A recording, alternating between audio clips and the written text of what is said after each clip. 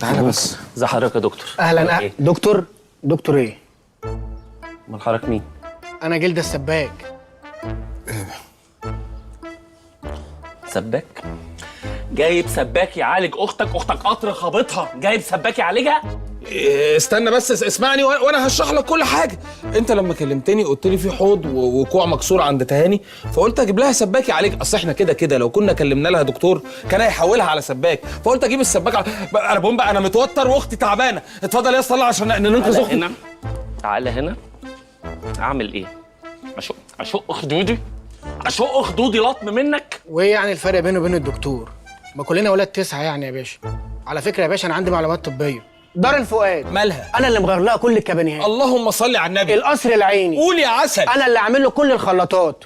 ام المصريين مالها؟ امي. اللهم صل على النبي. يلا بقى عشان اختي تعبانه وانا اعصابي متوتره. يلا نخش تعالوا بس بالراحه كده، انا مش عايز اغلط في حد.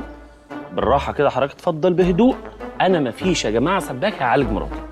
طيب هي زي ما هي مراتك، هي اختي وانا خايف عليها، والراجل ده هو اللي هيعالج اختي. ولو السباك ده فشل في علاج اختي انا هسفرها المانيا اعالجها عند اكبر سباك هناك، ولو الامر ده كلفني ثروتي كلها يا بومبا. اتفضل يا استاذ. ايه وليه تسفرها المانيا وليه قطع الارزاق ده يا عم؟ في ايه؟ اللي قدامك ده حاصل على زماله كليه السباكين الملكيين من انجلترا. خد الكبيره. انا اللي مشطب بيت محمد صلاح في انجلترا؟ لا في نجرين. احسن بلد المنشأ. خلصتوا ها؟ باحترام كده وبالراحه. اتفضل اطلع بره، مفيش سباك هيعالج مراتي.